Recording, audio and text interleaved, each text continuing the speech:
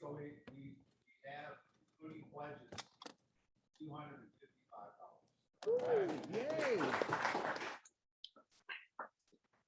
All right, and I'm not gonna, I think that's too long here. We've got a trash cleanup day. We're scheduled for November 6th. That's Saturday. And right now I have 7 people that have signed up. We'd really like to invite more. Bill Payne, if you're able to solicit some students. Great. Yeah, the word is out. Okay, great. So you can get in touch with me and or Al Pascal.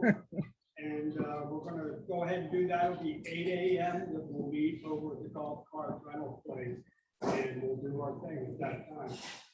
Sunday is supposedly a rain day. I realize that's kind of could be an issue for people that do go to church. So hopefully that Saturday will work. If it looks like Sunday won't work, then we'll skip it to another day. Please send in suggestions, Reggie, for guest speakers. But I would like to participate in the cleanup, but I have leg issues.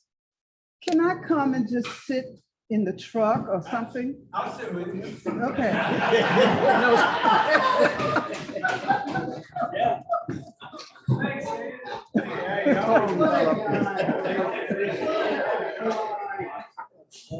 Okay, next meeting is going to be a Zoom meeting because Here the comes, coffee house. what's her name? Mary. Very So good. we're going to do a Zoom meeting next week, but then after that, we'll get into the rotation of meeting here in person again. Oh, You have the wrong date, let I'm him in the sorry. meeting. Next week's okay, it's the 9th. Oh, Okay. Ah, I'm glad I. Paul screwed us up. All right.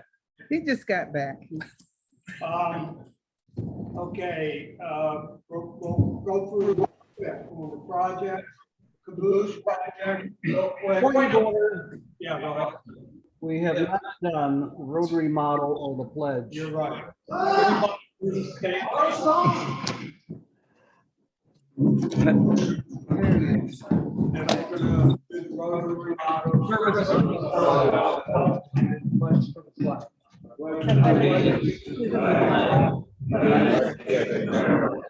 And to the republic which stands, one nation under God, indivisible, with liberty and justice for all. And as we stay standing and observe a minute of silence, those we've lost in the last year of the death, and hopefully this past time continues and it comes to an end.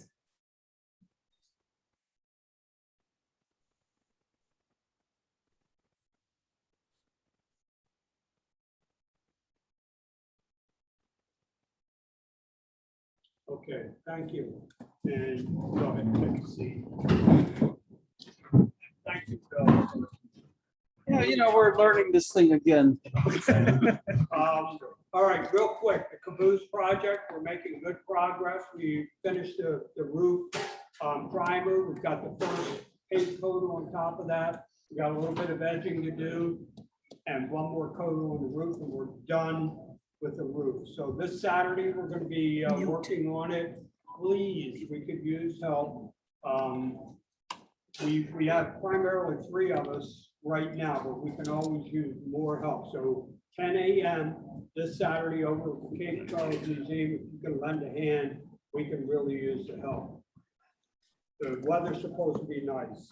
And real quick on the Mary Ann Smith School, any updates, Bill? Yes, well, last night I attended our Boys and Girls Club monthly meeting, and the place is beautiful. Great. Boys and Girls Club has moved in. We passed all our safety and fire ordinance violations, and we're Requirements, not violations. They weren't violations. whatever you say, Jackie. And Don't make me stop this. hey, John, can you handle her? So what we'll be doing now is part of our, and this is for the benefit of our guests that don't know about it, but the Rotary kicked in $16,500 to attend to some of these issues. And what we'll be doing within a month or so is putting together a work crew so we can do our sweat equity portion of the project. But we are far beyond my wildest expectations. Thank you, Jackie. Did that get adjusted down to 15,000? Whatever. Yeah, but we've got 500 from each club, so it's 16,500, plus or minus a few pennies. All right. John, you want to say anything?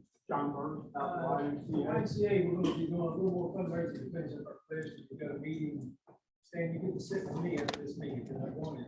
All right. Reggie, Bill, Bill Payne,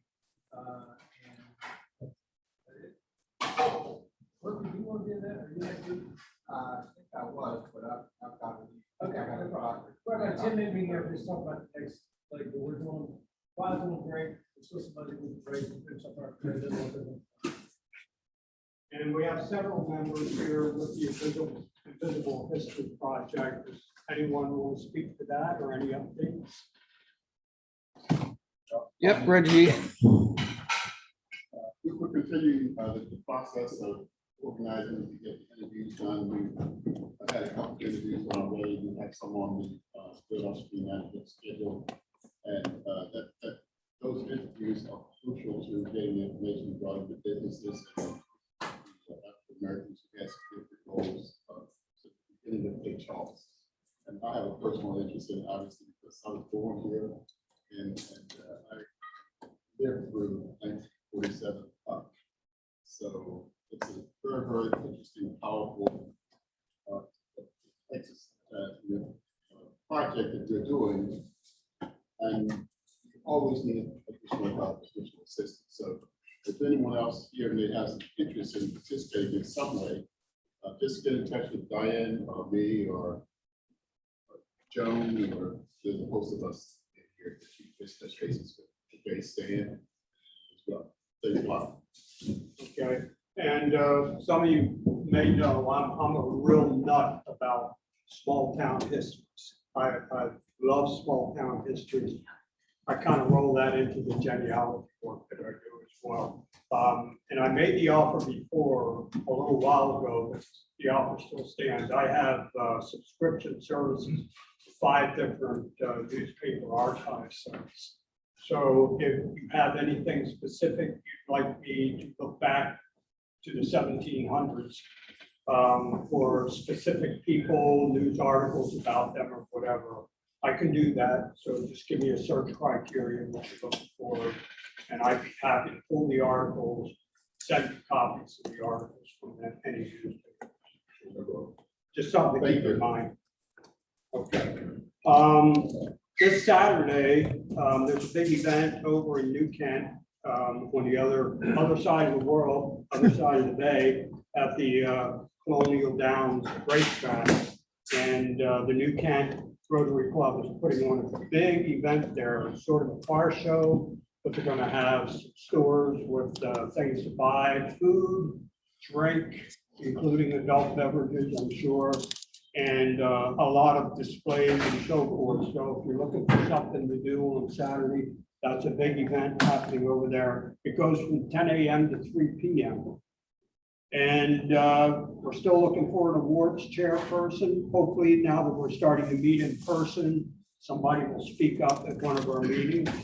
And the only other thing I want to bring up at the moment, and we will have a guest speaker, and I'll let Bill introduce him shortly, but Jim Rich, I want to give you about 5 minutes to talk about the railroad here in Hampton. Yeah, thank you. I have left, I want to say I've left the paper, because the reality is that I have an agreement with the paper that I'm no longer writing about railroad stories. And the reason is that I'm helping out John Paffrath and Roger Malik, who many of you know. They've been working on railroad preservation for a long, long time. And John has an amazing network within the railroad community, a railroad industry. and through a friend, heard about a railroad, and he called, and the whole thing has snowballed. And I want to talk to you today about that railroad. And I really want to address one common misperception right now, which is that the offer to operate the railroad is not coming from a little 2, 3, 4 man nonprofit. It is coming from a 4 short line railroad with transshipment facilities in 2 locations. And it is the real deal. The group is the Rail Enterprise Group. It started out in 2001 with a single railroad that was shipping kind of like ours just before. And by the way, before I go further, you all are so lucky because I am a relative newcomer to this whole topic. And the guy who probably knows more than anyone else in the county is sitting right over there, and he's going to speak afterwards. I'm glad. Now I'm going After we eat. after you eat, I'm going to ask you, everyone, to consider and to sign a petition asking the commissioners to delay for 90 days. But I'm also going to ask you this. We're going to pass it around in the middle of the meeting, but don't consider signing it until you've heard both sides. And so at the end of the meeting, sign it if you're interested, if you want to bring it back. Bring it back to me. So I can transmit it to Mr. Coker or to John. So at any rate, 2001, they started with 1 short line. It was shipping carloads in the low hundreds. And it, just like ours, which at the time, correct me if I'm wrong, but about the time that Bay Coast Railroad went into bankruptcy, or in the years immediately preceding, I had heard that they were shipping like 500 cars a year, which is about 1/10 of what you need, just following industry rule of thumb. It's 1/10 of what you need to make a profit on this line. So it was a similar situation that they took over. Guy's name is E.L. Shapira, and he took it over. He ran it up, and really through marketing. He's a real estate guy. He's got 40 years in real estate, 20 years of which was really running railroads and developing railroad properties.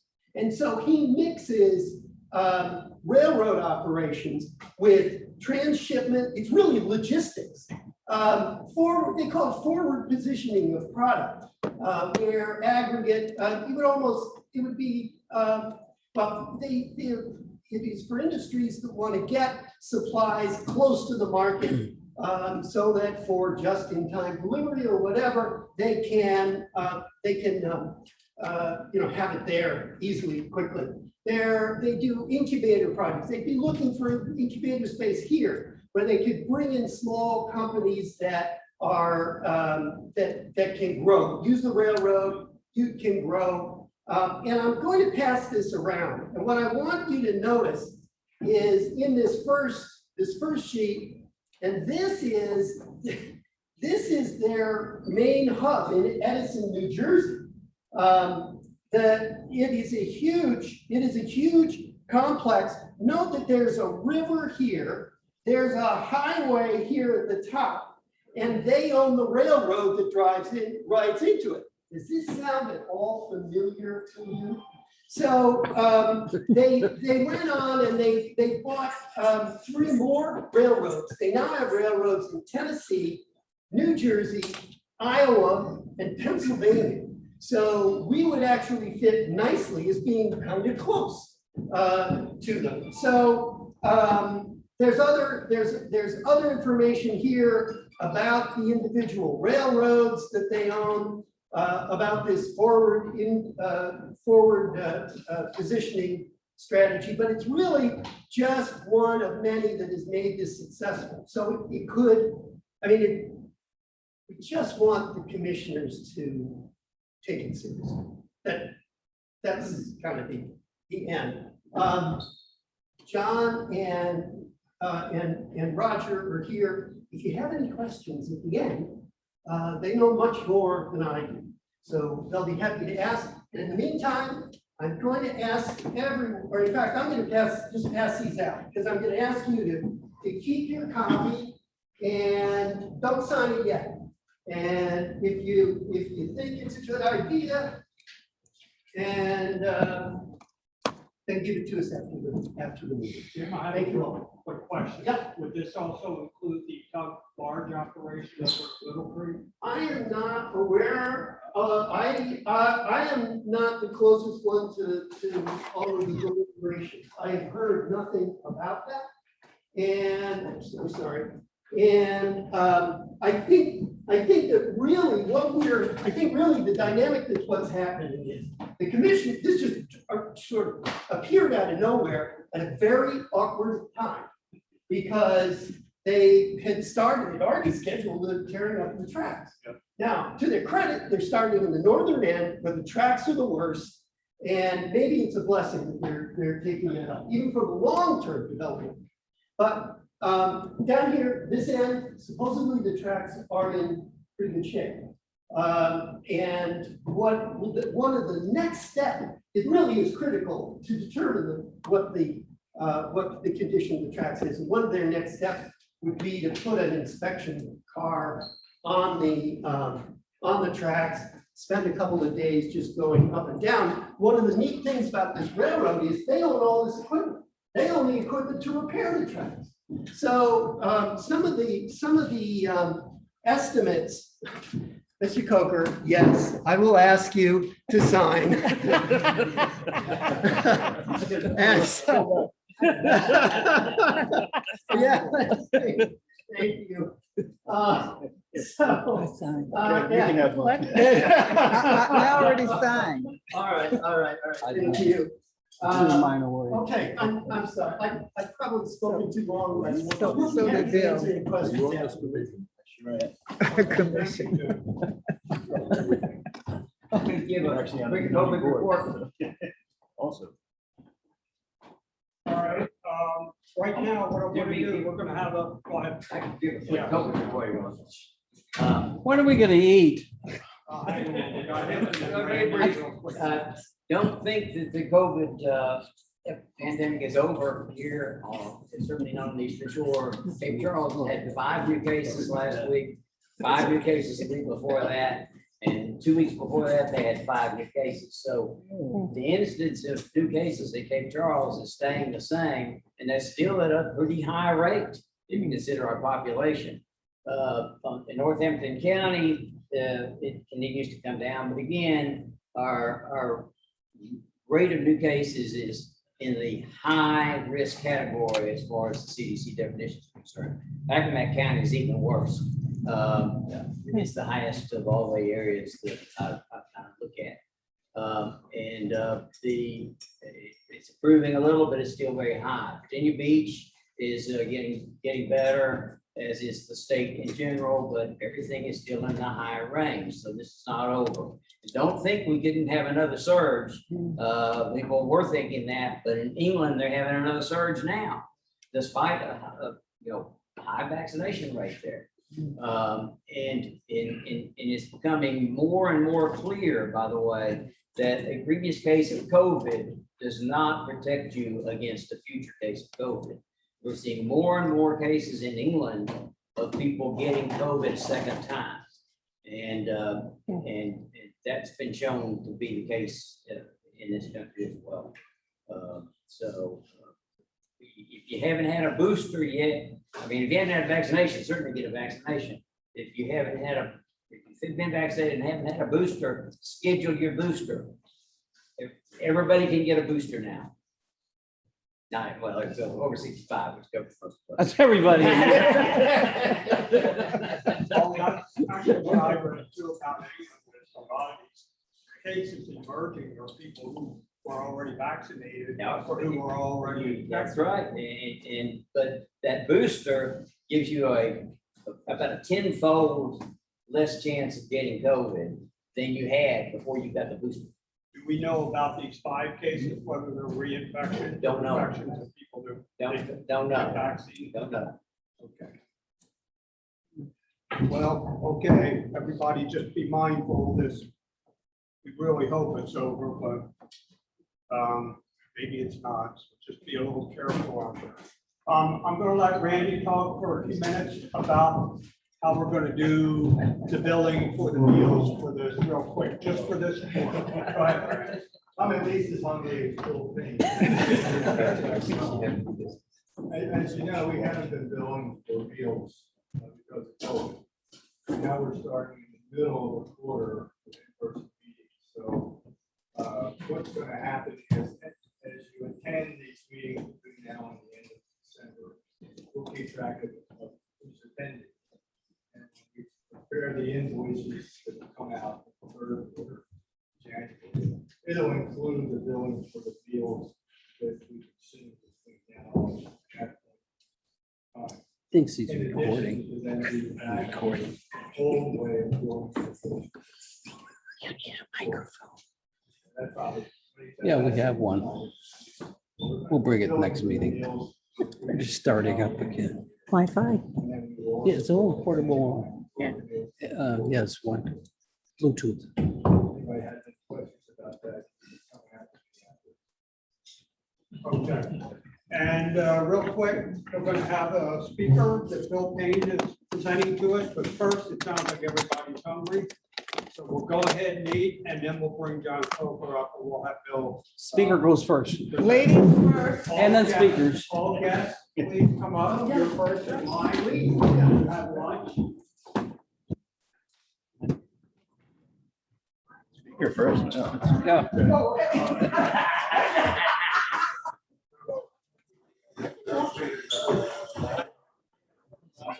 Holding up the light there.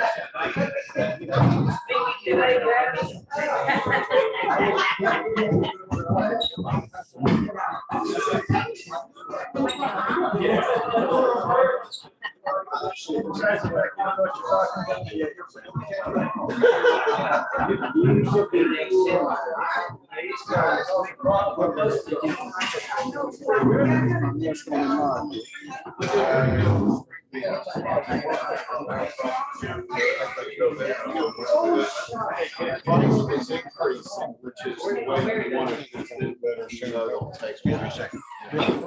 What time do we need to be up here for tonight? 5:30. Okay, I should be back. Okay. And You're gonna, wait, I don't know if you, I didn't know, you don't have a role. I don't. No. Okay, 'cause I've been on all the emails. You were kind of like a backup. Okay. You know what you can do though?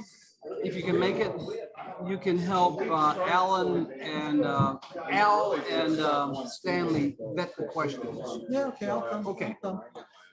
We'll find some work for you. Hi, Mark.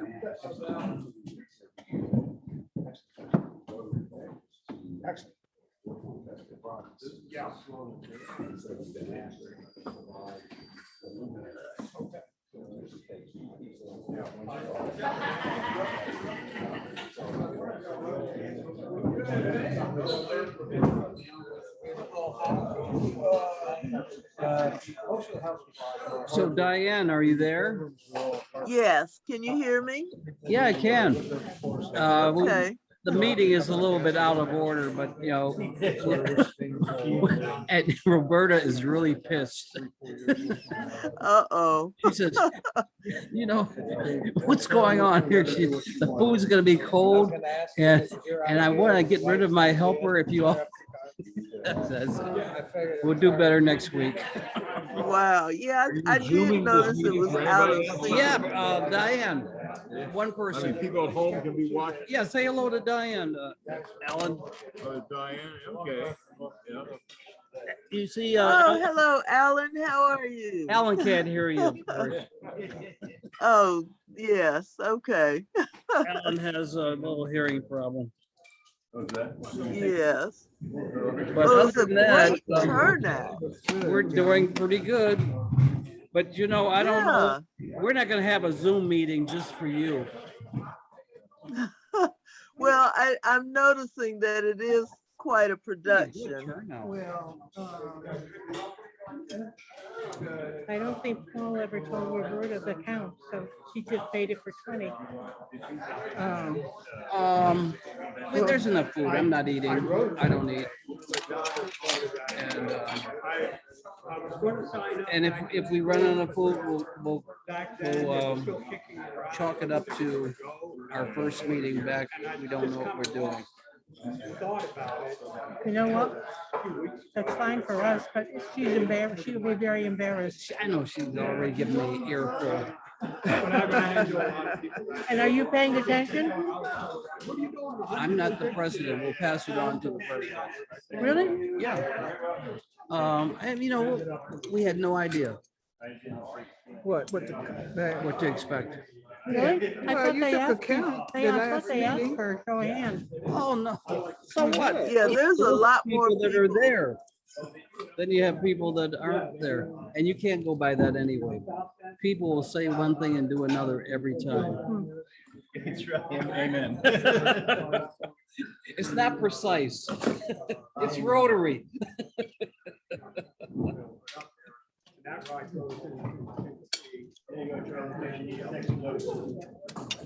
I already voted. Yeah, I Me do. too. I voted 3 weeks ago.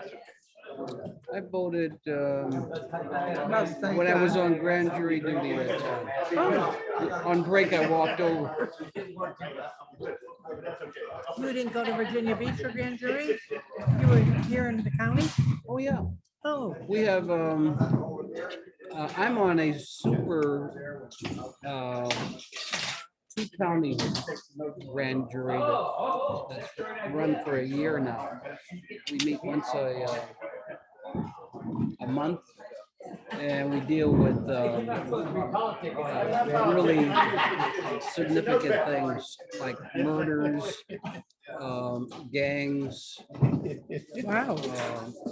Then I got called I for a didn't regular realize, one. how long does it go on forever? No, 18 months. There's 18 months, wow. Take some notes while I'm talking to you. I know your spiel. You know, I know you do. okay. But thank you. Thank you. There's something wrong with the way they're making jury selections. He's been chosen 3 or 4 times to be on the jury. I've never been told. Me either. Yeah, they keep somehow picking his name out of the box. That's because they know I'm an honest person. And we're not? I didn't Hello? say that. I didn't say that. That was the That's implication. because they don't know you guys are honest. You have to go tell them. I talked to him personally. I know the record card. I guess Tracy is the one that makes the decisions. Yeah. And Well, I don't. and Jackie cornered Tracy. I said, I didn't. She's why have I never been selected for grand jury? I know how the process is supposed to work. So they gave her a But special deal. Didn't you get selected? I got to do something.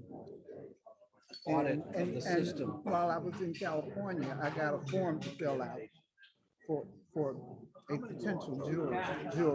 Really? Oh, yeah, so you'll be coming up soon.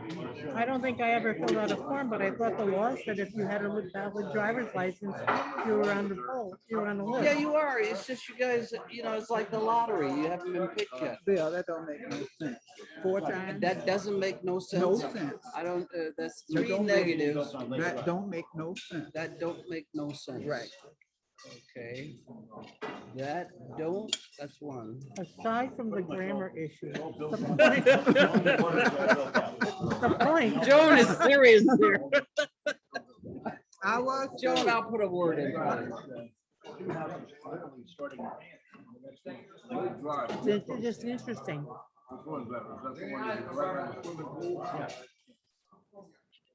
Hey, Paul, do you think you're recording? No. So why were you put? Somebody's recording. I'm recording. Yeah, but why were you pointing your machine at everybody? You were pointing your computer at everybody. When So Jim, I could see.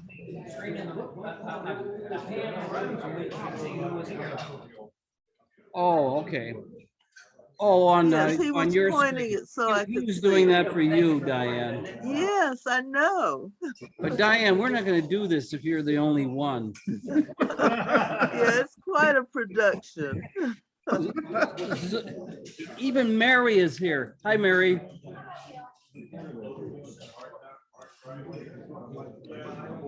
So if Mary can come, you can come.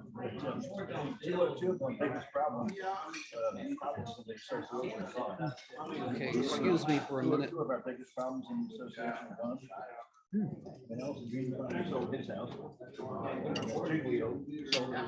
so Bill eats 2 meals a day, breakfast and dinner. That's just his normal mode of operation. That's how he thinks he can keep his weight down. He still runs it. Yeah, but it's what he eats.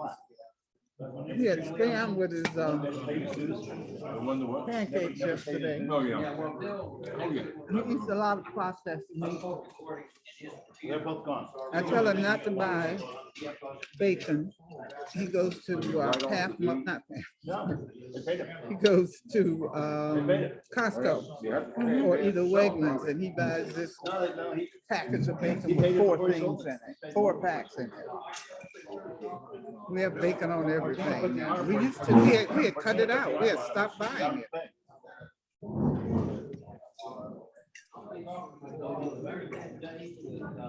Martina's a tough treasure.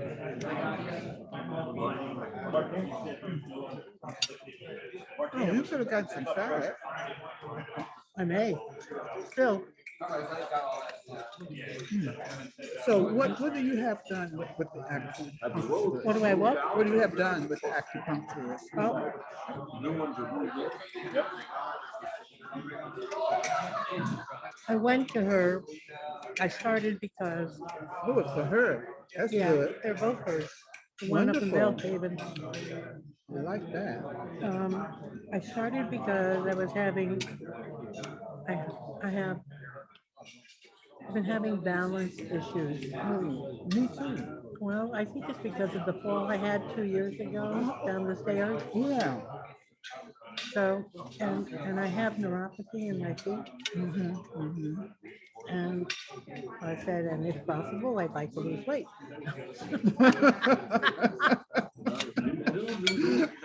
So,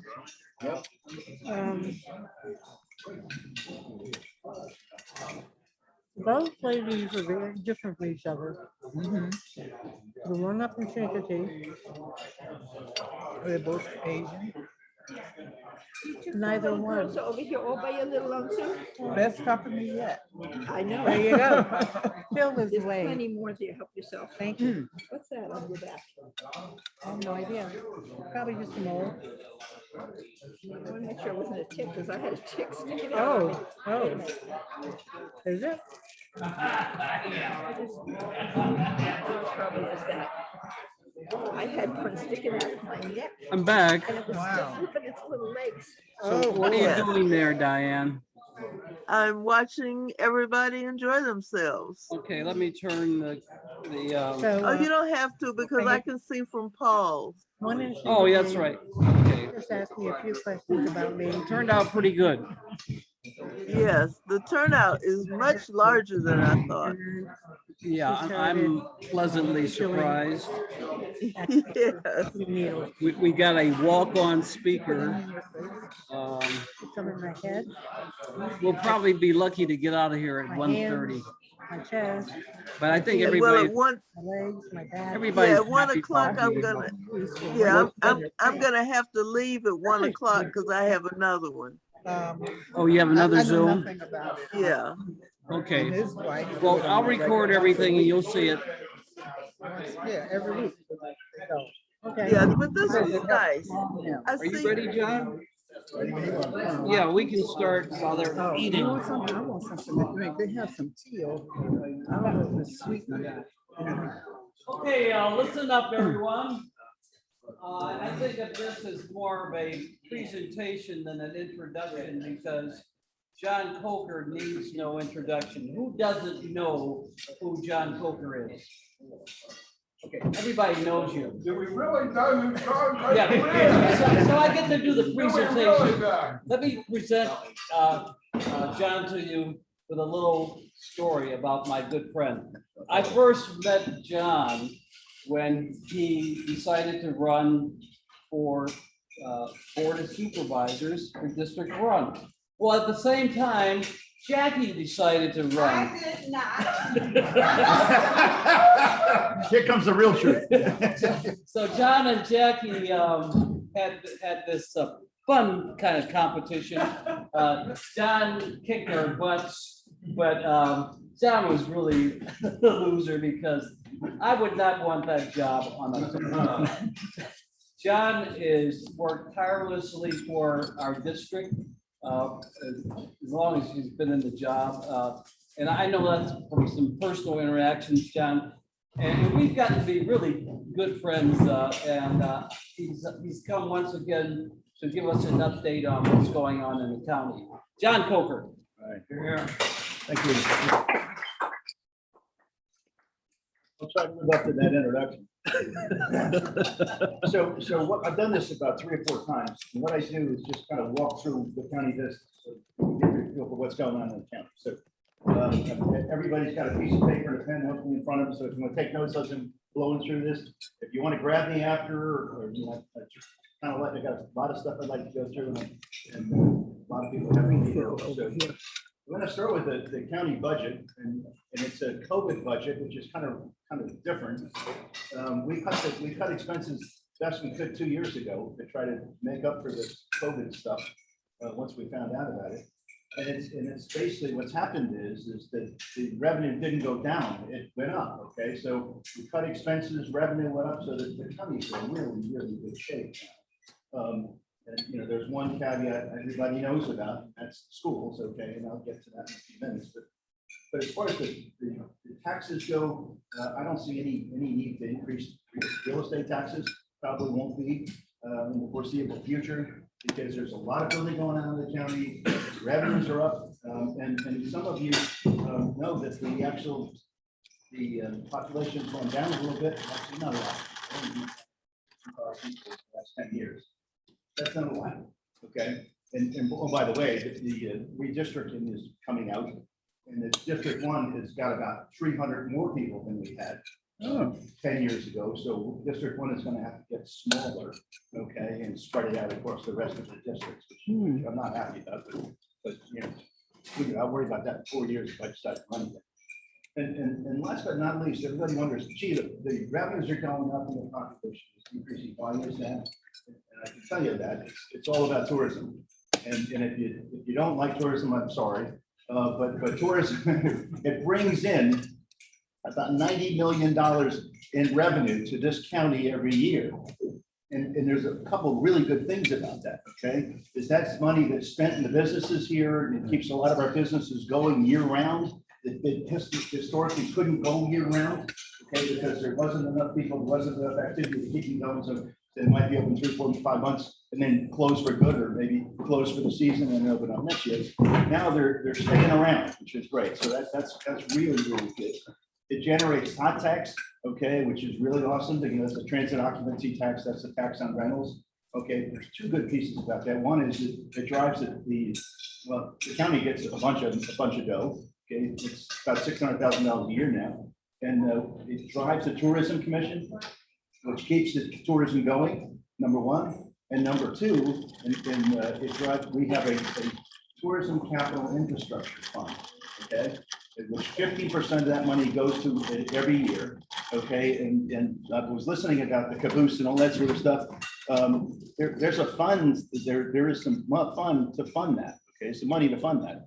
And we have a lot of money in there now. So if you guys are looking for some money, okay, $5,000-$10,000, we probably can supply it.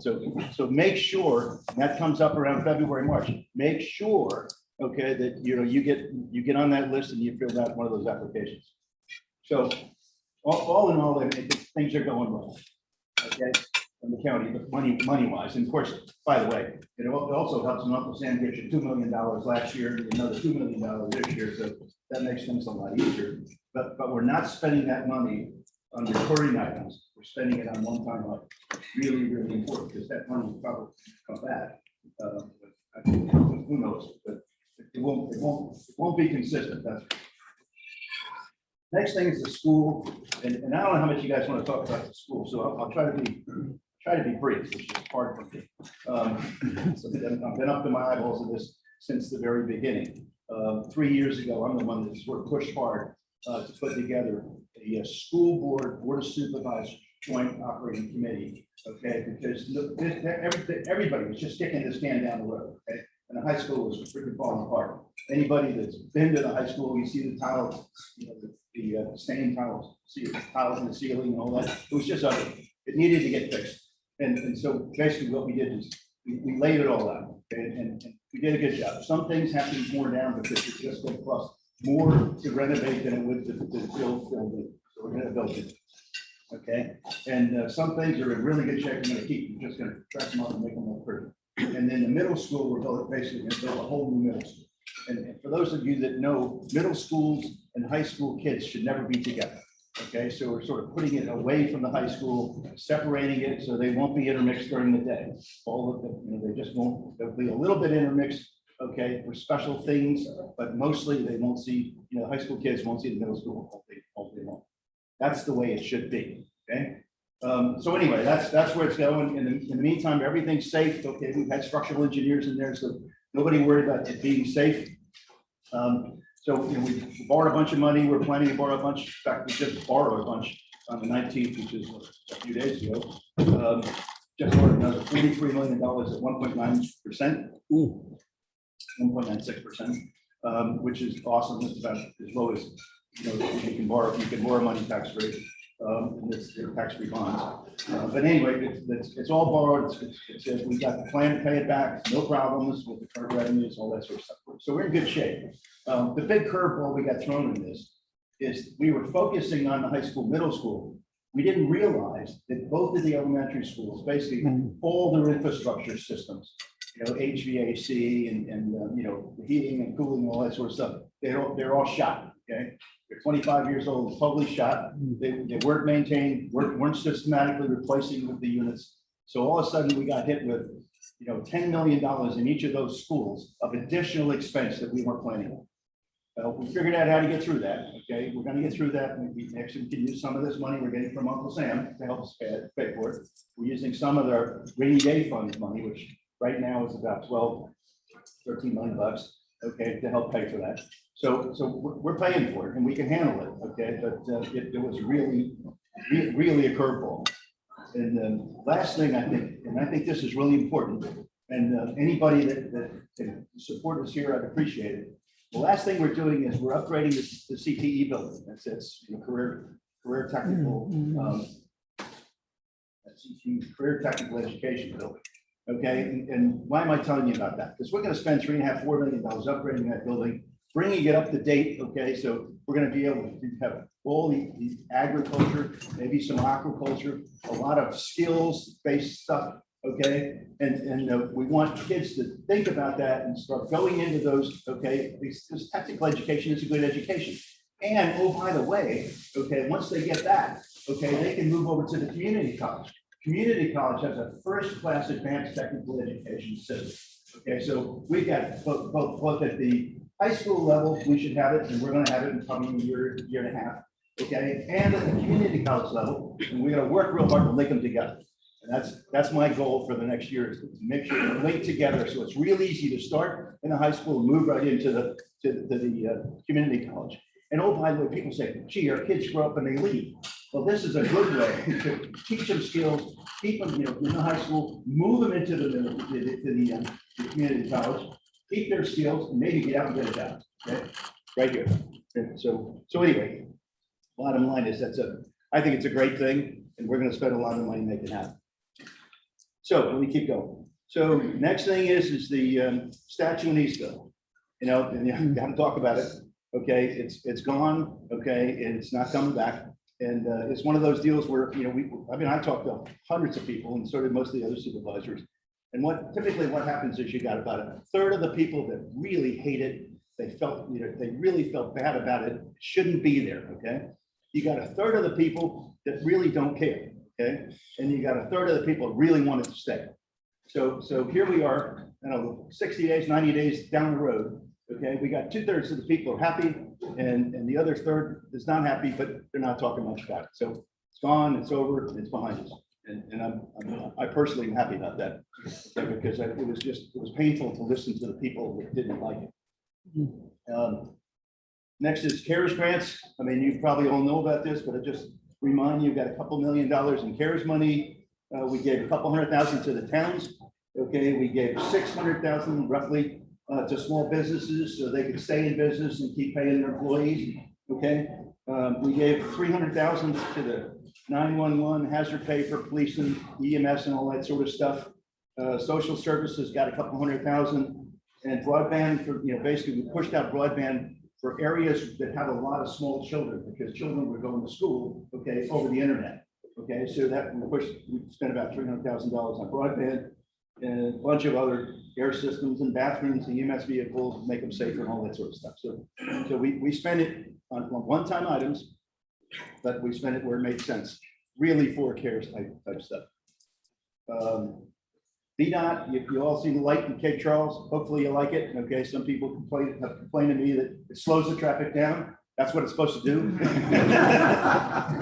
I mean, the average speed in that area was about 60 miles an hour.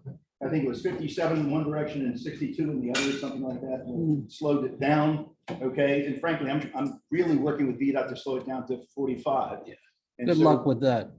Well, I mean, Chris Izzo told me, he said, as soon as they open that restaurant, that they'll do another, they ought to do another survey.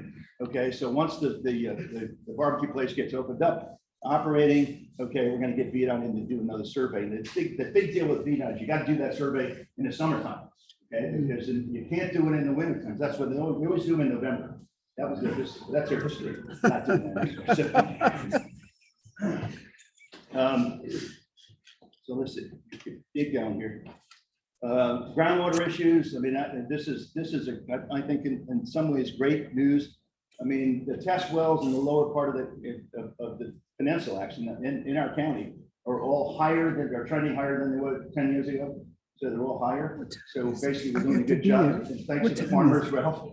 Okay, because guess what? They built a lot of irrigation wells, so they're not pumping out of the ground. They're pumping from their irrigation ponds. I'm sorry, they're pumping from the irrigation ponds. So we're not pulling it out of the aquifer. So we're not seeing the drain we used to see during drought periods. Okay, because they've got the ponds to pump from, and so the last resort is the wells. So it's really worked out well. So I'm not near as concerned about the aquifers as I was a couple of years ago. Go ahead. I know I'm boring.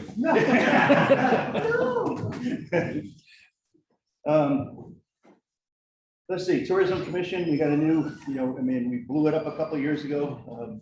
But I'm not going to get into that. But we have a new Tourism Commission, really good. The executive director, Robert Sabatini, is a great guy. We were going to have a meet and greet with him here. We're still going to have one somewhere in this area.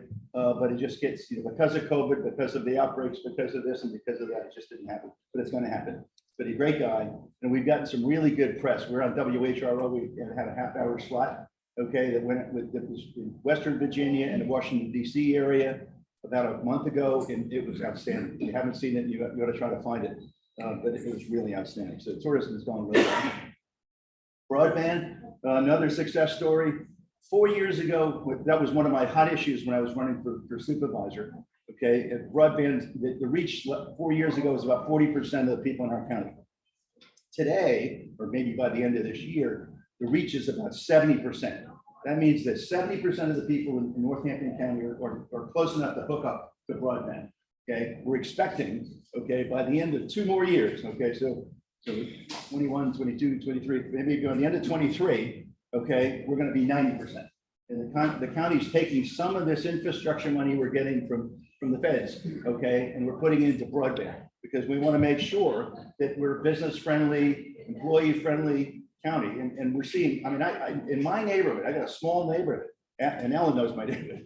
I mean, I've got 6 people I know that are telecommuting from their house. I mean, one guy is Amazon tech guy. Okay, that's what he does for a living. He's a tech guy for Amazon. Okay, and he works out of his house. Okay, down in Bay Ridge, which is just amazing. So I think there's that's making a lot of people come here, making it easier for them to come here, and making them be able to do their jobs at home. Comprehensive plan's done. Okay, a lot of you probably heard about it, participated in it, appreciated what everybody did. Okay, and so now the hard work starts. We have to take that comprehensive plan and start working on our zoning. Okay, zoning is there, but we've got to do it. There's no way around it. We've been talking about this for a decade, and it's time to start focusing on simplifying our zoning, which we're going to do over the next couple of years. Thank you. Next thing is HRSD. Again, Hampton Road Sanitation District. Okay, it really is coming to Northampton County. I mean, they're basically negotiating now with the railroad for a right of way so they can put the pipe down the railroad from Onley down to Nassauatics, right through Exmoor. And everybody's trying to find the money to do their piece of it. I think Exmoor's the price of Exmoor's piece has gotten really, really high, but they're committed. They're going to do it. Okay, so we're really going to have really good sewer. Okay, from all the way from Exmoor down to Nassauatics, which is really great. I think it'll allow that area to be able to expand, especially Exmoor. Exmoor downtown is having a hard time. But once they get this in and they fix their collection system, they'll probably renew their collection system, renovate or whatever they're going to do. I think it's going to be great for economic development in the Exmoor area. And so last but not least, one of the things that's happened in this county over the last few years is we've run out of housing. And a lot of you probably see that, know that. Okay, we have very little, we have no excess affordable housing. Okay, and we basically no excess workforce housing. And why do I say affordable and workforce? Well, the difference is affordable. Okay, the plateau is about $50,000. If your family makes more than $50,000 a year, you can no longer be in affordable housing. Throw you out. Okay, and so you take 2 people. And this is, you think about this, take 2 people in a family, husband and wife. They both make $15 an hour, which translates to about $30,000 a year. They can't live in affordable housing. Okay, so we have to create a place so it's a little bit above affordable for people to work that can make it, make a decent salary, but not a tremendous amount of money. So we need to figure that out. That's a problem we have to solve. And I've asked Mr. Burtis over there has been a spearhead of this. I've asked the Economic Development Authority, which John sits on. Okay, but Mr. Payne does too.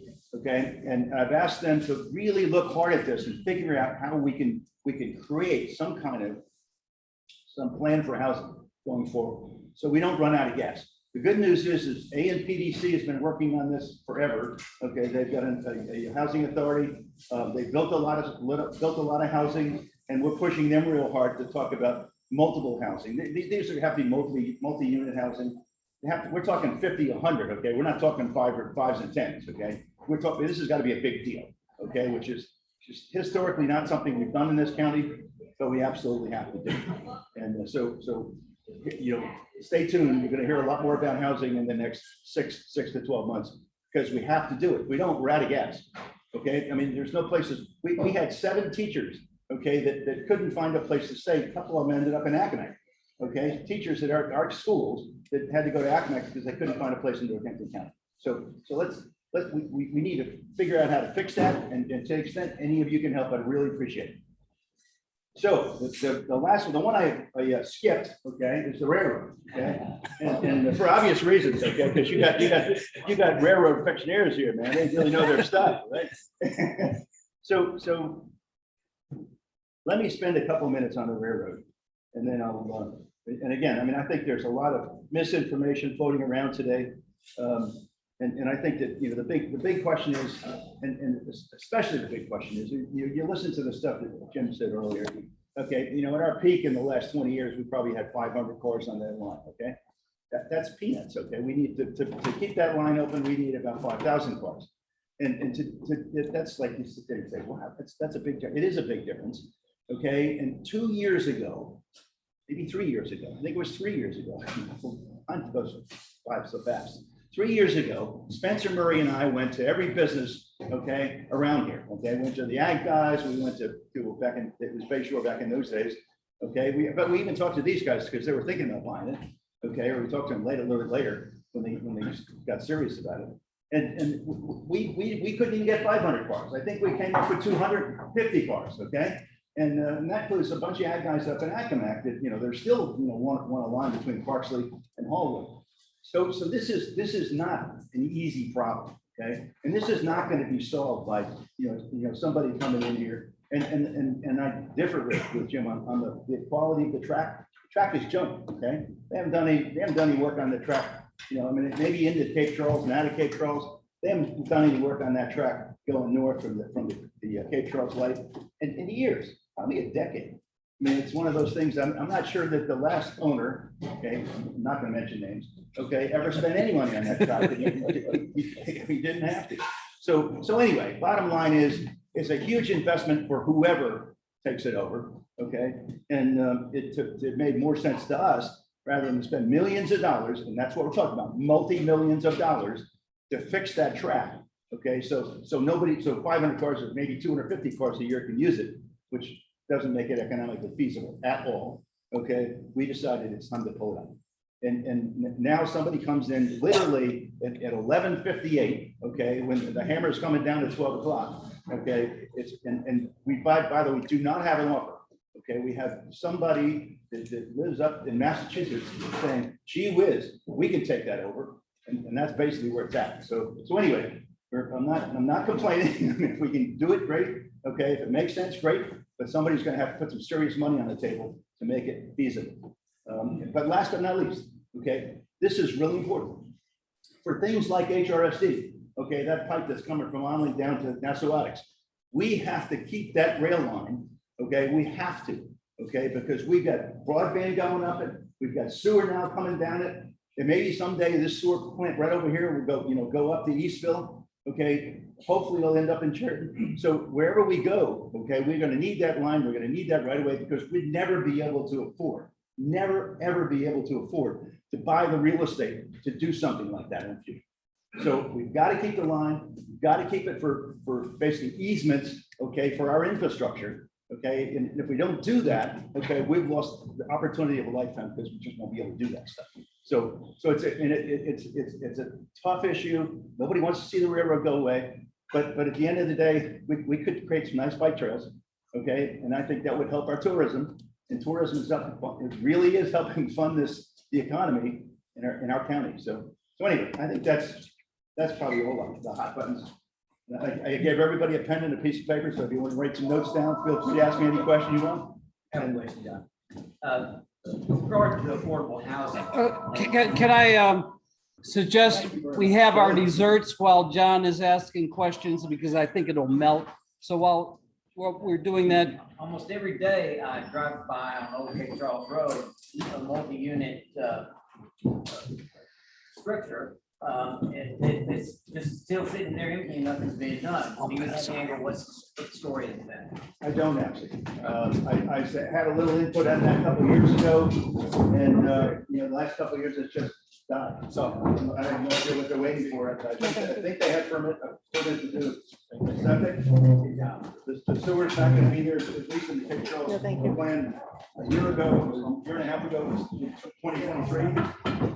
Sewer, they're planning on putting the sewer out there by 2023. Yeah. Maybe they're waiting for that. I don't know. I have no idea. That's it. Bill Barton.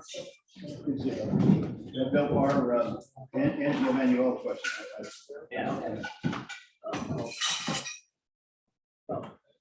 Anybody else? No?